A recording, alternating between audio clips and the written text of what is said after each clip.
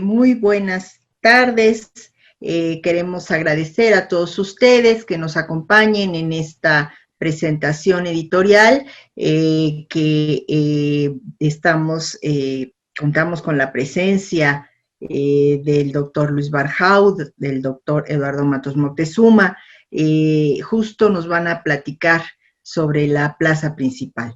Es un libro que ustedes verán, hay muchas cosas que decir y ellos lo harán y lo harán espléndidamente como siempre. Me voy a permitir leer una breve semblanza de ellos, aunque sé que no es necesario, pero pues nos dará pie para simplemente destacar algunos aspectos de su trayectoria. El doctor Luis Barjaud es investigador de la Dirección de Estudios Históricos del INAH, etnólogo por la ENA y la UNAM, escritor, exdirector de Etnohistoria y de Estudios Históricos, miembro fundador de la Academia Mexicana de Ciencias Antropológicas, miembro del Centro de Estudios de la Revolución Mexicana Lázaro Cárdenas AC, miembro honorario de la Memoria Histórica y Cultural de México de la Presidencia de la República. Entre sus obras destacan La Conquista de la Malinche, publicado por Editorial Planeta en 2009, Voluntad e Infortunio en la Conquista de México, publicado por El Tucán de Virginia y el INA en 2015, Tequila, publicado por Caliarena en 97, y La Dama de la Discordia, El conflicto entre mexicas y calúas, esto también publicado por El Tucán de Virginia y el INA en 2019. El doctor Eduardo Matos Moctezuma es arqueólogo, director y fundador del proyecto Templo Mayor en 1978, del Museo Nacional de Antropología entre 1986 y 1987, y del Museo del Templo Mayor. Esta obra destaca en el Templo Mayor de los Aztecas en 1988, Muerte al filo de obsidiana en 1996, Estudios Mexicas 1999-2005 y La muerte entre los mexicas 2010. Obtuvo el Premio Nacional de Ciencias y Artes en 2007, la Universidad de Harvard lo distinguió con la medalla Henry B. Nicholson en 2002 y en 2016 estableció una cátedra con su nombre. Yo no les quito más tiempo, estamos realmente muy interesados en escucharlos. Doctores, adelante. El libro que hoy presentamos se llama La plaza principal, su entorno y su historia. Y es un libro que tiene una larga historia, una larga trayectoria, porque empezó en el 2014-2015 como una serie de conferencias impartidas en el Museo del Templo Mayor, en el Auditorio Eduardo Matos Moctezuma. Precioso auditorio, aunque no de grandes dimensiones, pero de forma extraordinaria, al cual concurrieron asiduamente un público muy interesado y que estuvo pendiente a lo largo de todas las conferencias que impartimos ahí en esos años. Con esos materiales construimos este libro. Desde luego, como es usual, devolvimos las grabaciones, las transcripciones de las conferencias. Muchas de ellas estaban escritas y no tuvimos que hacer ese procedimiento. Las devolvimos a sus autores, los cuales trabajaron expresamente para presentar ya una publicación sobre la temática que les correspondió a cada uno. Debo decir que este libro es muy importante por muchas razones. Una, por el tema que toca, que es el centro, digamos, político, arquitectónico, histórico de nuestro país. Y en segundo lugar, porque los especialistas que intervinieron en cada uno de los capítulos de este libro son los grandes especialistas de México. Así que tuvimos en primer lugar al maestro, el doctor Miguel León Portilla. Probablemente este sea una de sus últimas publicaciones del doctor doctor León Portilla, aunque debe haber más en la universidad, no las tengo presentes. Pero este libro, el doctor León Portilla escribió primero dio una conferencia con un tema específico. Cuando la devolvimos para que preparara el capítulo para ser publicado, el doctor prefirió enviar otro texto y otro tema. Bueno, siempre sobre el tema mayor de la plaza principal y el mundo prehispánico, pero mandó un texto que tituló México Tenochtitlan en la literatura náhuatl, uno de sus temas fundamentales clásicos del doctor Miguel León Portilla. Enseguida tuvimos un capítulo que consta en este libro del doctor Eduardo Matos Moctezuma, que tituló De piedras antiguas en busca del pasado mexica. El doctor Matos Moctezuma, como todo el mundo conoce, es un gran especialista y gran arqueólogo de México, conocido internacionalmente. Y su especialidad y su conocimiento del Templo Mayor, de los procesos de estudio arqueológicos de la zona, dieron como resultado para este libro este capítulo dado así de piedras antiguas en busca del pasado mexica. Yo me permití escribir un texto sobre mito y símbolos fundacionales de los antiguos mexicanos, y enseguida el doctor José Rubén Romero Galván de la Universidad Nacional Autónoma de México escribió un capítulo que tituló Tenochtitlan, ciudad conquistada. Es un ensayo sobre la conquista de México.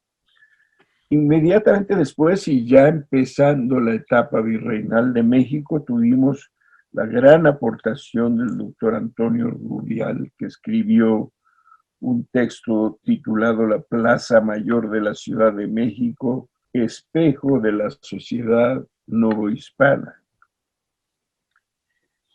Por último, bueno, no, penúltimo lugar, Margarita Menegus Bornemann escribió sobre el ayuntamiento, su implante en América, una cosa ya más detallada, específica sobre el mundo virreinal de la Nueva España. Y por último, ahora sí, el arquitecto Sergio Saldívar Guerra escribió un texto titulado La Plaza Principal, su entorno y su historia, la catedral y el palacio virreinal, significado y arquitectura.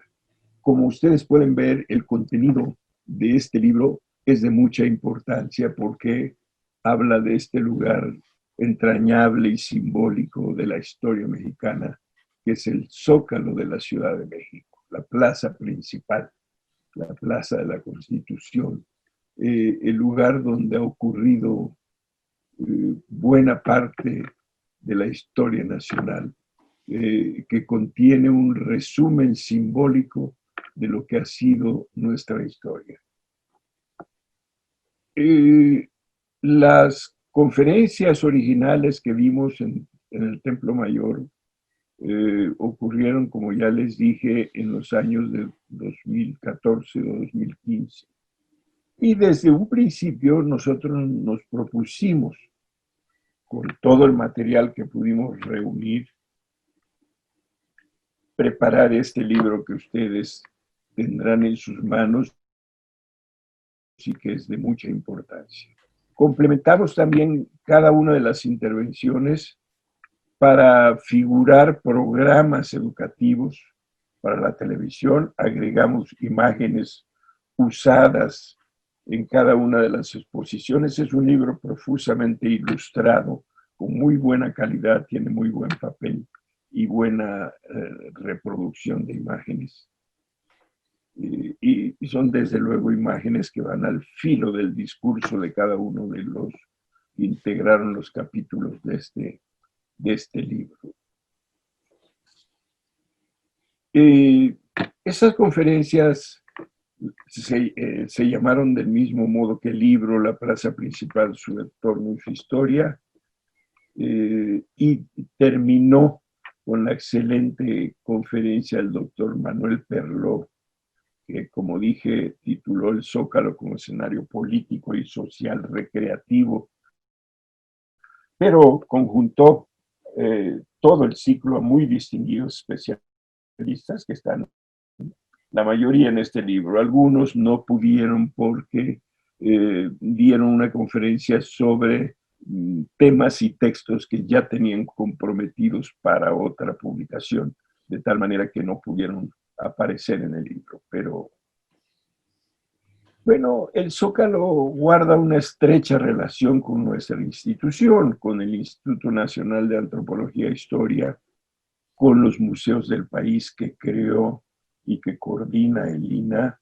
donde se expone en alta medida el patrimonio cultural de la nación. En Moneda 13, que en el pasado fue la parte posterior del Palacio Moctezuma, y donde se erigió un edificio central del culto antiguo a los dioses, que se llamó la Casa de lo Negro, la Casa de la Oscuridad, tenía un nombre así.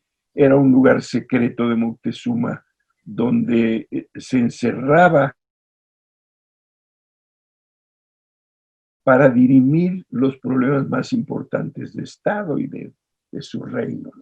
Interesantísimo porque está indicando que la mayor concentración mental del ser humano puede ocurrir completamente a oscuras, y por eso sería una de las razones por las cuales Moctezuma acudía a ese lugar para resolver problemas importantes.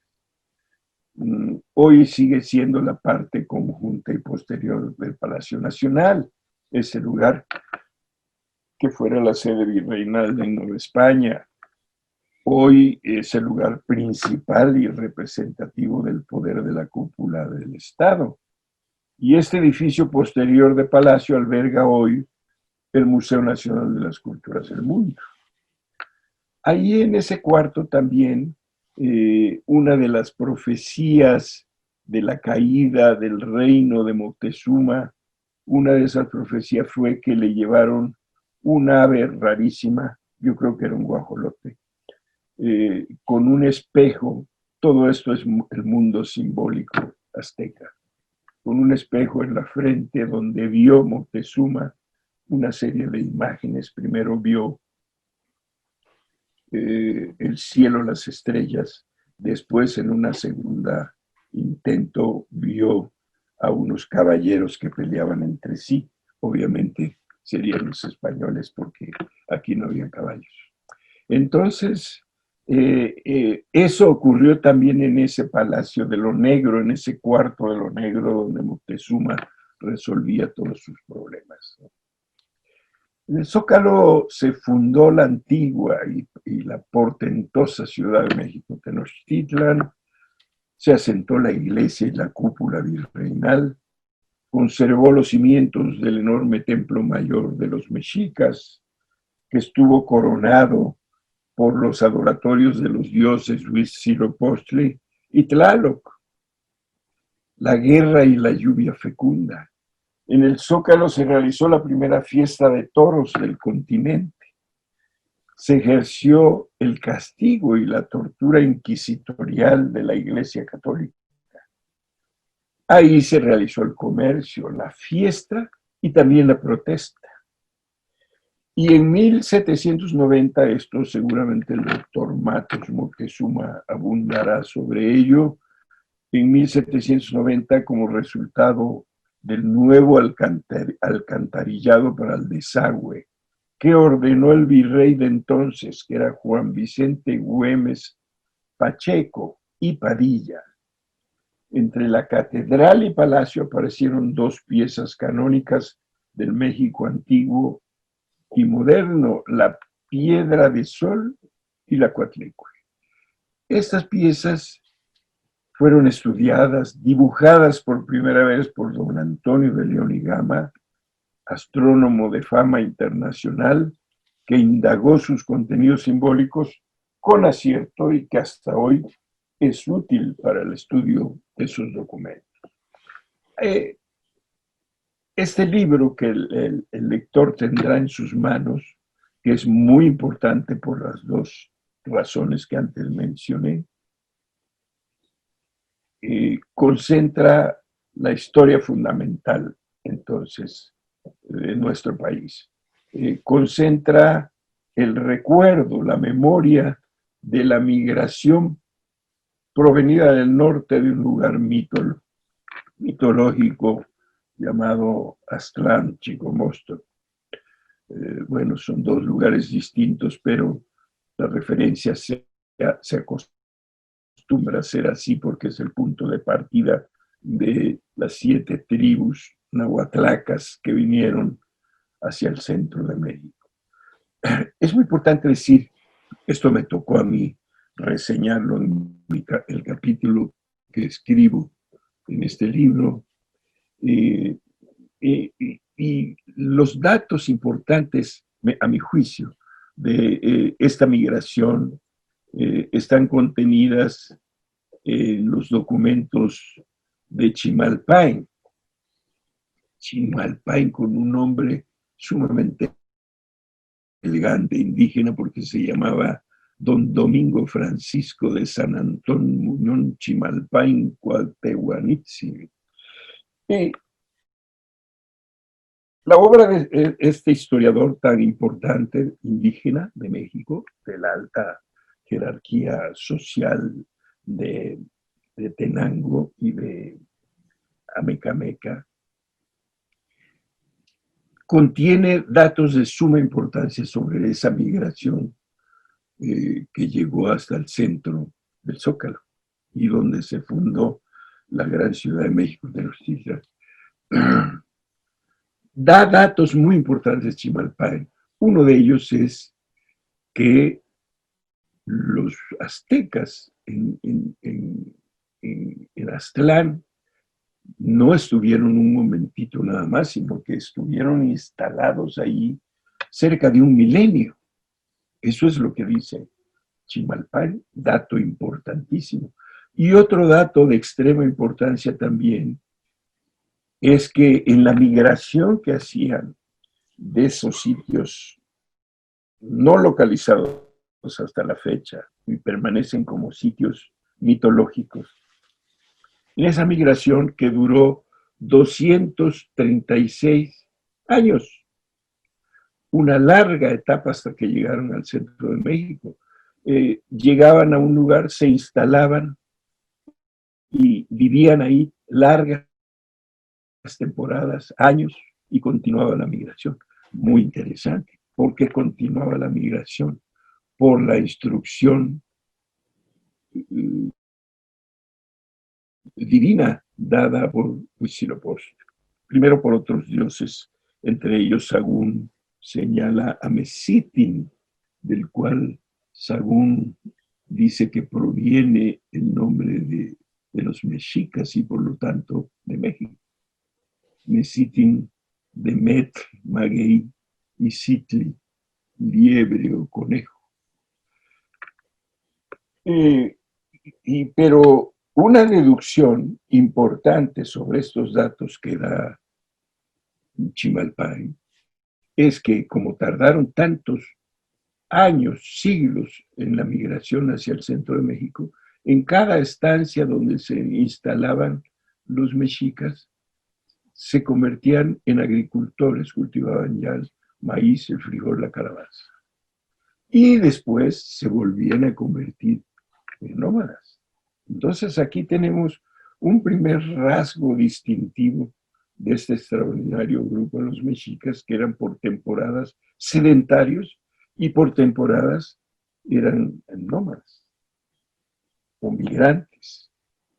Hay ahí una singularidad. Bueno, todo esto se puede ver en la obra de Chimalpain.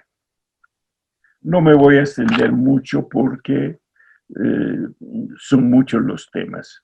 Como dije, esto que yo adelanté corresponde a mi capítulo que fue sobre mito y símbolos fundacionales de los antiguos mexicanos, pero está en primer lugar, como señalé también, el México Tenochtitlan en la literatura náhuatl del doctor Miguel León Portilla. En esa ocasión surgieron discusiones muy interesantes y que dieron lugar a este importante libro que hoy presentamos. Yo noté, me permití notar dos cosas que a mi juicio y sigo aferrado a la idea de que son importantes. Uno es que en México, a pesar de nuestra gran tradición, a pesar de que tenemos la biblioteca antigua más importante del continente, con la obra de los cronistas del siglo XVI, indígenas y españoles.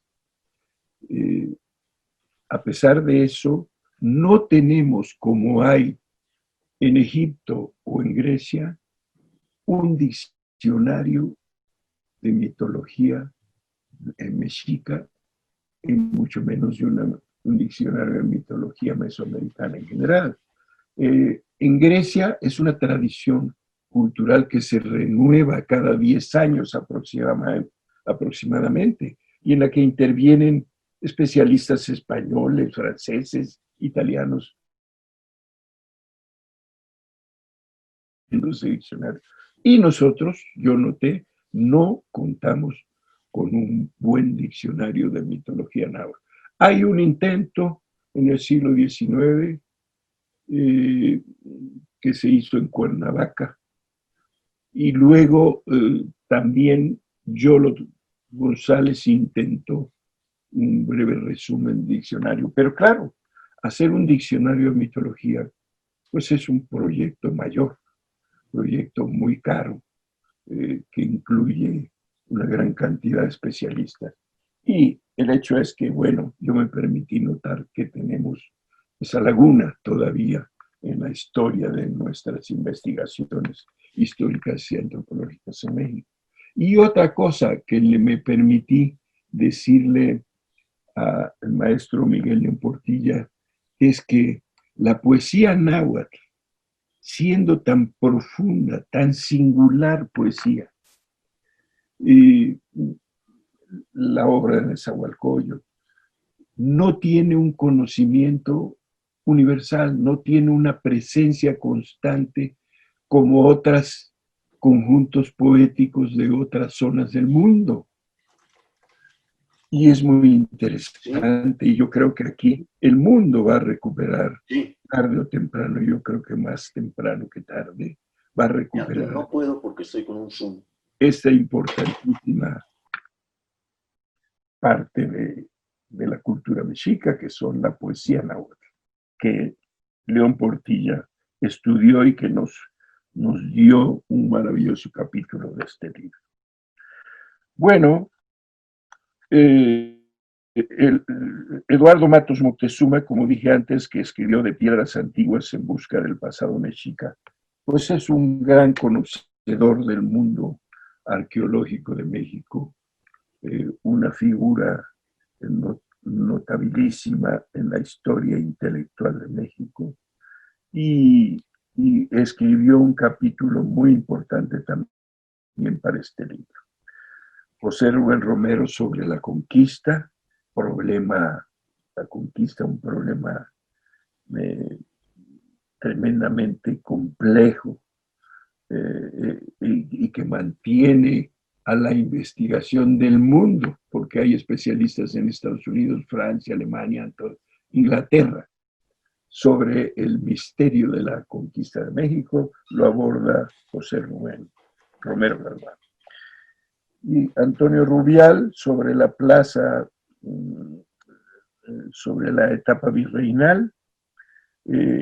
Ya dije que Margarita Menegus hizo un estudio muy especializado, y que Sergio Saldívar Guerra escribió sobre la construcción, donde él intervino como ingeniero y arquitecto, la revisión de las bases arquitectónicas de la catedral y del Palacio Virreinal. Un gran personaje, también nos dio un capítulo extraordinario de este libro. Me detengo aquí porque razones de tiempo. Muy bien.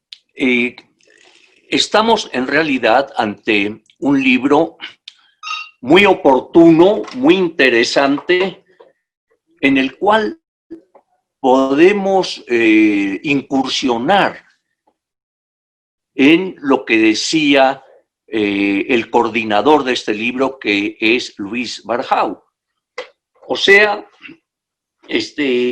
estamos viendo cómo durante 7 siglos prácticamente la plaza principal, tanto el actual llamado Zócalo, como el antiguo recinto ceremonial, que estaba desplazado, estaba a un lado de lo que es el Zócalo, no estaba exactamente encima, ¿verdad? Ha sido motivo de acontecimientos históricos realmente importantes, ¿no? Entre los principales acontecimientos, pues ya nos los relata Luis con esta selección que se hizo de 7 autores, como él dijo, especialistas, ¿verdad? Cada uno atendiendo su propio tema, y es impresionante ver cómo comienza con la presencia de Miguel León Portilla. Ya lo señaló el doctor Barjau, cómo Miguel nos va a dar esta idea de México Tenochtitlan en la literatura náhuatl. Obviamente es un tema que el doctor León Portilla ha manejado de siempre, o sea, yo diría que si alguien conoció la literatura náhuatl fue precisamente León Portilla, que por cierto, para desgracia de la investigación, pues se cumple en esta fecha el primer año de haber fallecido Miguel León Portilla. Ahí es muy interesante porque Miguel, en su artículo, acude, como siempre lo hizo, a varios cronistas, ¿no? Quiero extraer, por ejemplo, en el momento en que van a salir de aquel mítico plan, ¿verdad? Los mexicas, y cómo el dios Huitzilopochtli va a irlos guiando en forma de águila. Y entonces dice: yo os iré guiando a donde vayáis, me mostraré como un águila. Solo vedme, y cuando allá haya llegado a donde me parezca bien, allí os asentaréis, en ese lugar me veréis, ya no volaré. Así, luego allí haréis mi altar, mi casa, mi lecho de paja, allá donde estuve elevándome, y allí toda la gente hará sus casas, os estableceréis. Fíjense nada más qué belleza, ¿no? Digamos, de poesía prácticamente, en la cual se está significando el momento en que se va a llegar guiando esa águila, ese Huitzilopochtli, a su pueblo hasta la fundación de Tenochtitlan. Entonces, pues, sabemos también, claro, que el mito pues se mezcla con lo histórico, y como yo lo he dicho en varias ocasiones, como en realidad el mexica jamás llegó a ver ese hecho del águila parada sobre el nopal, sino que es simbólico, tiene un simbolismo. Huitzilopochtli, tal como lo estudió precisamente Yolot González, a quien citó Luis Barjau hace un rato, Yolot hace ver cómo Huitzilopochtli es el águila, en realidad. Y lo de la serpiente ya es muy posterior, porque en realidad sabemos que se habla de que, por un lado, que si devoraba pájaros, que si devoraba serpientes, en muchas ocasiones aparece sin nada en el pico, el águila. Entonces, pues son versiones que se van dando y que van ocurriendo. Y finalmente lo que predomina es lo de la serpiente. Yo creo que predomina por razones de que era tanto el águila como la serpiente tenían una presencia muy importante en el cristianismo. Pero en fin, eso es motivo de otra plática. Y siguiendo con el libro, yo creo que fue una gran idea de Barjau, el conjuntar primero a través de pláticas, hubo mucho público interesado, y después ya darnos en este libro estas 7 artículos bajo el sello de la Secretaría de Cultura y del Instituto Nacional de Antropología e Historia. A continuación, del de Miguel León Portilla, viene, como lo señalaba nuestro coordinador, pues viene el trabajo mío, el de las piedras, y como ahí lo que hago es una rememoración de cómo se encontraron las principales esculturas mexicas, como la Coatlicue, la Piedra del Sol, la Piedra de Tizoc, inclusive hasta más recientemente, ¿no?, encontradas por el Programa de Arqueología Urbana, el caso de Tlaltecutli, esta monumental escultura. Entonces, pero así que continúo con el trabajo que el mismo Luis pues ya nos lo ha comentado de cómo se va a ver algunos otros aspectos, ¿no? Por ejemplo, el mito y simbolismos fundacionales de los antiguos mexicanos, ¿no? En la pluma de Luis podemos allí observar algunas precisiones, su inspiración en diversos cronistas, ¿verdad? Y cómo se fue dando este momento, estos mitos, estos símbolos, en los cuales muchos pueblos pues han tenido sus propios mitos, sus propios símbolos, sobre todo en la fundación de sus ciudades, ¿no? Es el caso de Roma, recuerden, cuando se dice que Rómulo y Remo la fundaron, por otro lado se dice que fue Eneas, en fin, el hecho es que siempre queda allí presente el mito, digamos, engarzado con lo histórico, ¿no? Que se funda la ciudad, es cierto. Ahora bien,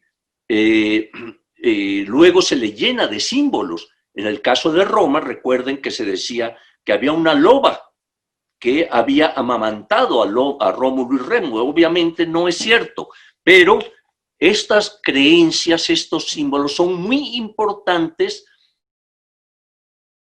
junto con el dato histórico, porque entre ambos nos están dando el pensamiento del pueblo y el pensamiento o el hecho que ocurre en la realidad. Entonces, pues, como ven, el libro pues trata cosas muy, muy interesantes, ¿no? Después sigue el trabajo precisamente ya mencionado de José Rubén Romero, ¿no? En donde igualmente tiene conocimientos de las fuentes, él ha estudiado mucho a Torquemada y otros cronistas, y pues nos da también su manera de ver al momento de la conquista lo que ocurría en este espacio, ¿verdad? Que, como digo, por 7 siglos ha ido cambiando, desde el México prehispánico al México colonial, al México independiente, al México actual, ¿no? Entonces, el trabajo de Antonio Rubial es realmente interesante en el sentido de que acude a toda una serie de aspectos que quedaron plasmados, por ejemplo, en biombos siglo, principalmente del siglo XVII, por ahí, ¿verdad? En donde vemos la plaza principal representada. Inclusive hay cuadros de aquellas épocas en que se ve a los personajes. Pero lo interesante es cómo Rubial nos habla de, por ejemplo, de los grupos sociales que había, ¿no? Desde los negros esclavos hasta los asiáticos, en fin. Y estos aparecen pintados en varias ocasiones en estos biombos o en estos cuadros, ¿no? Entonces es muy interesante, al igual que el trabajo que nos da Margarita Menegus, ¿no? En el sentido del ayuntamiento, ¿no? Ya señalaba Luis cómo en un momento dado Margarita acude a un caso específico, pero claro, muy importante, como es el establecimiento del ayuntamiento en la Ciudad de México, ¿no? Entonces, esto tiene una relevancia, tiene una importancia porque, claro, borrado de hecho por Cortés el lugar donde estaba el espacio sagrado de Tenochtitlan, ¿verdad? Se funda la parte del Zócalo o Plaza Mayor, en la cual van a estar presentes los poderes, tanto divinos, enmarcados en la catedral, ¿verdad?, como civiles enmarcados en el Palacio de los Virreyes, hoy Palacio Nacional. Entonces, pues, el ayuntamiento allí va a cobrar también una importancia fundamental. Y el libro culmina con ese artículo de Sergio Saldívar Guerra, que él fue director de Monumentos Coloniales de Lina y tuvo a su cargo muchas obras y de allí tiene un conocimiento muy amplio, pero es muy interesante cómo nos da, él me pidió colaborar en algún momento también en algunas de las excavaciones que les voy a comentar. Él tuvo a su cargo las obras del patio de honor de Palacio Nacional. Entonces ahí pudimos excavar y encontramos pilares de lo que era el antiguo Palacio de Cortés, que se asentaba a su vez sobre el Palacio de Moctezuma, al que ya ha hecho referencia Luis Barjau.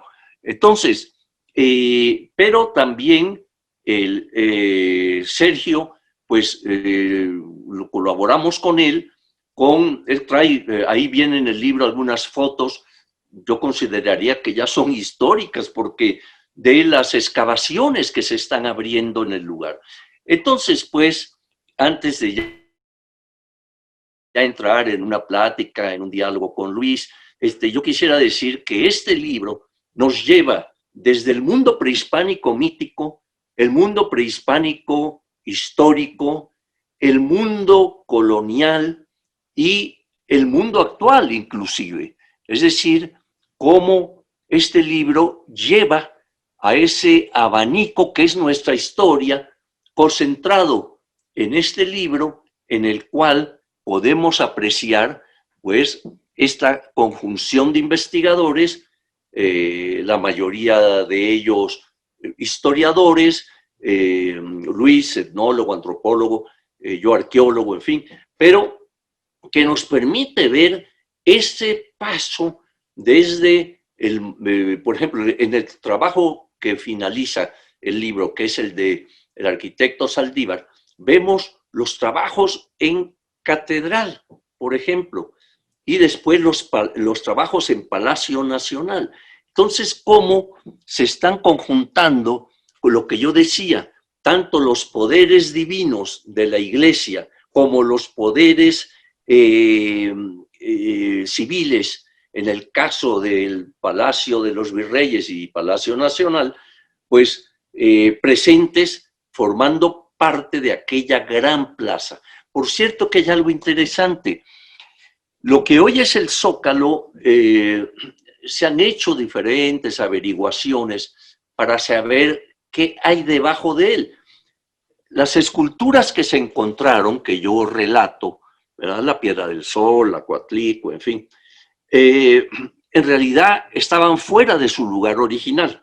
Fueron arrastradas y abandonadas ahí, pero en el Zócalo aparentemente no hay, salvo 1 o 2 edificios, no hay en realidad mayores edificaciones.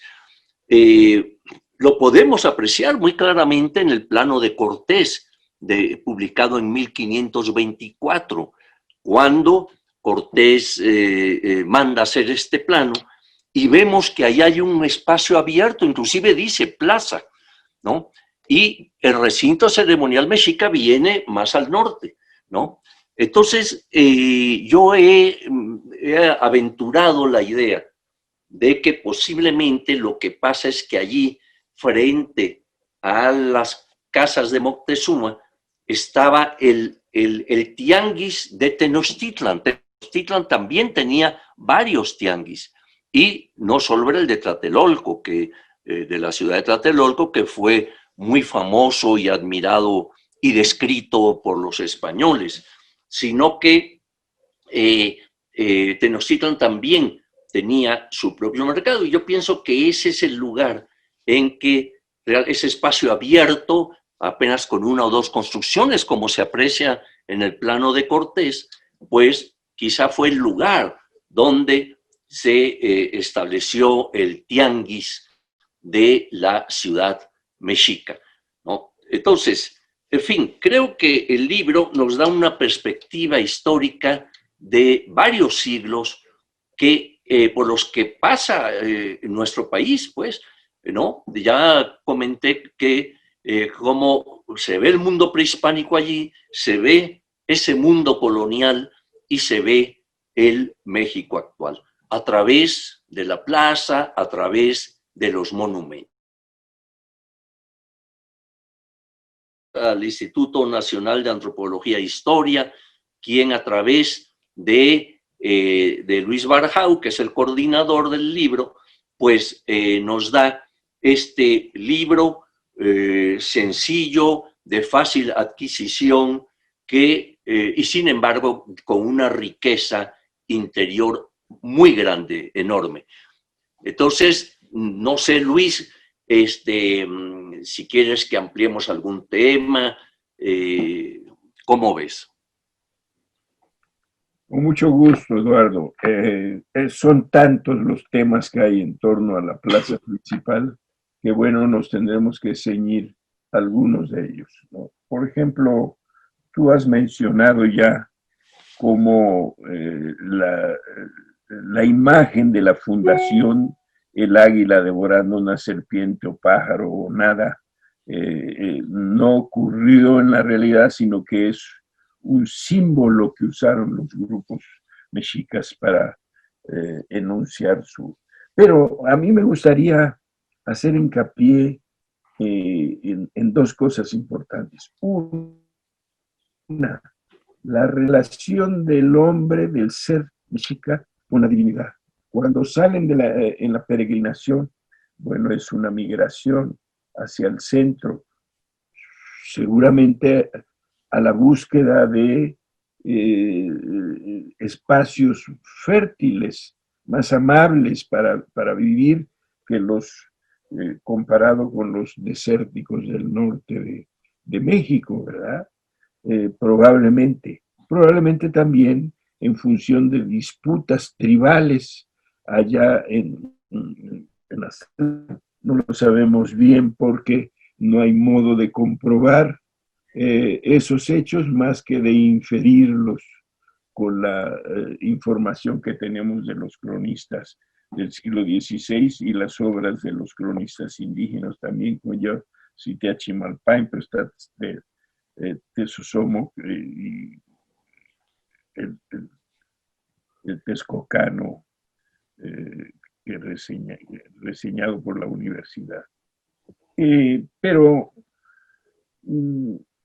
en la sala mexica, entrando a la derecha, está el gran monumento de una importancia extraordinaria, que es el Teocalli de la Guerra, un monumento que contiene en una de sus facetas, en una de sus fases, contiene un águila que sostiene en el pico el tlachinoli, que es un símbolo de la guerra sagrada.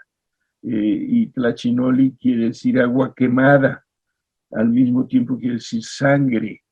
Y lo que sostiene entonces el águila, que sería, como bien indicó el doctor Matos, Huitzilopochtli, el águila como sol es Huitzilopochtli, sostendría en el pico la guerra. ¿Y por qué? Primero porque esta relación de la divinidad entre el hombre mexica es muy interesante porque en la migración, cuando están los primeros eventos divinos, las instrucciones de la deidad a su teomama, que es el encargado de llevar la representación y el bulto del dios. Las instrucciones son siempre imperiales. Es decir, ustedes van a migrar porque van a llegar al centro y van a dominar todo el entorno y se van a hacer grandes como el gran imperio mexica, cosa que ocurrió en 200 años, en 2 siglos, ¿verdad? Entonces, lo interesante aquí desde un punto de vista teológico, vamos a decir, es que la instrucción de la divinidad se da a través del sueño. Es decir, el teomama o representante del dios sueña que el dios le da instrucciones. Y esa instrucción es, ustedes van a ir por aquí, por allá, se detienen aquí, después van a seguir hasta fundar la ciudad donde habrá el águila devorando una serpiente sobre un nopal, que es nuestro símbolo de la bandera nacional hasta hoy, milagrosamente retenido en la historia mexicana.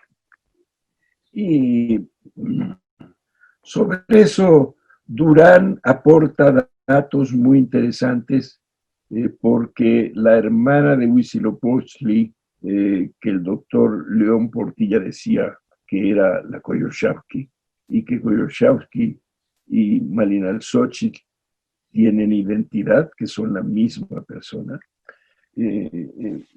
La hermana de Huitzilopochtli, que fue abandonada a la altura del pueblo que fundó ella misma con su nombre, que es Malinalco, un lugar especial de instrucciones de guerra, ¿verdad? Como demuestra la zona arqueológica que hay ahí en Malinalco. Bueno, la hermana de Huitzilopochtli fue abandonada ahí y historiadores del siglo XIX opinaban que probablemente el abandono de esta mujer ahí por parte del guía Huitzilopochtli, del dios tutelar de la migración, hubiera significado sacar a la mujer del culto religioso.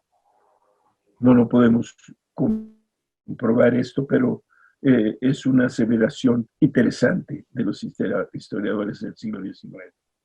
Y el caso es que Malinalxóchitl o Coyolxauhqui deciden vengarse y Malinalxóchitl concibe un hijo con Tezcatlipoca que se le aparece.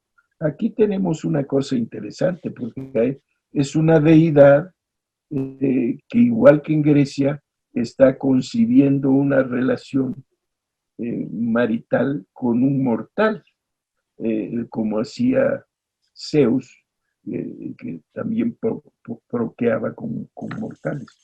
Bueno, eso es muy interesante. Y Malinalxóchitl tiene a Copil, su hijo, que es hijo de Tezcatlipoca. Y Copil, cuyo corazón fue sacrificado, vencido por su tío Huitzilopochtli, el corazón lo avientan en un lugar llamado Tezosomoco, que estaría, según la opinión de algunos cronistas, en el ala derecha de lo que hoy es catedral y que ahí habría sido la aparición prodigiosa de este símbolo de la fundación que contiene el teocal, este monumento de la sala mexica. Y Y a partir de ahí, habiendo estado antes, la última estadía o estancia de los mexicas fue en el Cerro de la Estrella con los culhuacanos, ¿verdad? Donde estuvieron, algunos historiadores indígenas aseguran que estuvieron sometidos por los culúas durante 20, 25 años como esclavos. Y a partir de ahí hay una ruptura simbolizada también muy aparatosamente con los símbolos aztecas. A partir de esta ruptura con los culhuacanos, ya se van al lago, salen huyendo perseguidos por superioridad de guerra que tenían los culhuacanos, se van al lago, navegan incluso sobre sus escudos a manera de salvavidas hacia el lago, y ahí encuentran un terraplén que fueron construyendo, agregándole palotadas, lodo, piedras, hasta hacer la gran plataforma donde sería la Ciudad de México, Tenochtitlan. Y bueno, a mí me gustaría comentar con el doctor Matos, que es una gran oportunidad tenerlo aquí presentando este libro, sobre lo que tocó nuestro amigo sobre la conquista de México, José Rubén Romero Galván. Y a mí me asombró siempre que estudio el problema de la conquista, la voluntad de devastación de la ciudad, de borrar absolutamente la ciudad. ¿Por qué Hernán Cortés decidió tirar? Bueno, se podría conjeturar que todos los edificios prehispánica serían religiosos y que era importante para imponer el cristianismo, quitar toda huella muy poderosa de los símbolos de la religión local. Podría ser. Pero, y las casas, la vivienda, en todo, también desaparecieron. O sea, la ciudad quedó absolutamente devastada. Claro, fueron 3 meses de guerra, según Bernal Díaz del Castillo, 93 días de guerra constante sobre la ciudad. Acción que da pie para entender que hubo quemazones por todas partes. Pero después continuó esta destrucción. Eso no está documentado, no queda claro cómo fue que desapareció por completo la ciudad, grandiosa ciudad de México. Bueno, en ese aspecto que planteas de la destrucción de la ciudad, en efecto, primeramente viene la conquista militar, que ya de por sí pues trae destrucción, etcétera. Se destruyen algunos de las acequias, de los canales, en fin. Y luego viene la conquista ideológica, o sea, viene la conquista de todo el aparato de la iglesia, que va a llevar a cabo, como lo dice Motolinía, la destrucción sobre todo de templos, de esculturas, etcétera. Pero no se destruye totalmente. Cortés toma la decisión de establecer la nueva ciudad, ¿verdad?, la capital de la Nueva España, en el mismo lugar de Tenochtitlan. Primero, claro, hay que limpiar, había cadáveres por todos lados, había peste, en fin. Entonces, tienen que darse a la tarea de recoger a todos estos muertos y demás, pero se va a instalar exactamente encima de la ciudad Tenochca. ¿Por qué no hace Cortés así? Porque se le sugería que lo hiciera en Coyoacán o que lo hiciera en otro lugar, pero él decide que sea en Tenochtitlan porque era donde había la imagen del poder. O sea, Tenochtitlan había sido la imagen del poder mexica. Bajo esa imagen se había hecho toda la expansión del Imperio Mexica, que fue también muy violenta esa expansión y dominó muchos pueblos y los avasalló y les impuso tributo, etcétera. Pero recordemos que apenas empezaba la conquista. Entonces, al vencimiento de los mexicas por la vía militar, va a entrar todo este aparato ideológico, ¿verdad?, de destruir también todo lo que representaba, todo lo que para ellos representaba obra del demonio, ¿no? Entonces, culturas, códices, templos, etcétera, pues van a ser aniquilados. Y se usa la misma piedra de los templos indígenas para empezar a establecer la casa de los conquistadores, las iglesias, los conventos, etcétera, etcétera. Yo he dicho por ahí que en realidad eran ya otros dioses, pero las manos eran las mismas, porque era el indígena el que tenía que hacer el trabajo duro, ¿verdad?, bajo la, digamos, coordinación de los alarifes, de los arquitectos, etcétera, etcétera. Entonces, pues, se va a dar todo este aspecto y esa nueva creación de establecer los poderes divinos y humanos en ese espacio que ya tenía una presencia ante el mundo indígena que aún faltaba de conquistar.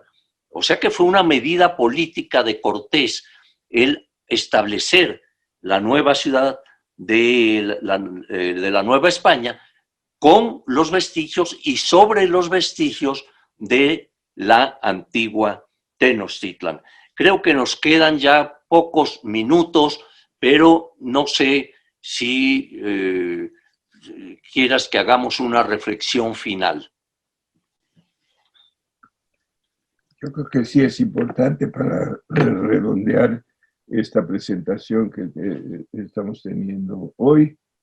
Y bueno, yo notaría que de los fragmentos narrativos originarios en nuestra historia, hay que destacar el hecho de que el conjunto de nuestra memoria subyace la ciudad antigua como cimiento de la Nueva España. Otra realidad que fue derruida, que dio paso entre sus escombros a esta etapa que habría de cimentar la historia nacional.